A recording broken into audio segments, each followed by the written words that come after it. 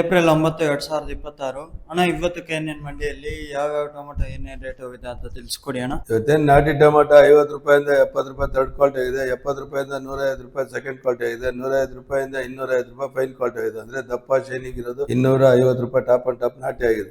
205, 205, 215, 220, 25 ರೂಪಾಯಿ, 230 ರೂಪಾಯಿ, 35 ರೂಪಾಯಿ, 235, 40, 245 ರೂಪಾಯಿ, 245. ಸೀಡ್ ಬಂದ್ಬಿಟ್ಟು 50 ರೂಪಾಯಿಂದ 60, 70, 100 ರೂಪಾಯಿ ಥರ್ಡ್ ಕ್ವಾಲಿಟಿ ಇದೆ, 100ರಿಂದ 150 ರೂಪಾಯಿ ಸೆಕೆಂಡ್ ಕ್ವಾಲಿಟಿ ಇದೆ, 150 ರೂಪಾಯಿಂದ 220, 30, 40 ಫೈನ್ ಕ್ವಾಲಿಟಿ ಇದೆ. ಅಂದ್ರೆ ಫೈನ್ ಅಂದ್ರೆ ದಪ್ಪ ಶೈನಿಂಗ್ ಇರೋದು, ಹಾಫ್ ಕಲರ್ ಇಂದ ಮುಕ್ಕಾಲ್ ಕಲರ್ ಇರೋದು ಆ ಬೆಲೆಗಳಾಗಿದೆ. 150, 200 ರೂಪಾಯಿ, 200, 205 ರೂಪಾಯಿ, 205, 210 ರೂಪಾಯಿ, 215 ರೂಪಾಯಿ, 220, 25 ರೂಪಾಯಿ, 230, 235, 235, 35 ರೂಪಾಯಿ, 240, 250 ರೂಪಾಯಿ, 245, 245, 45 ರೂಪಾಯಿ, 240.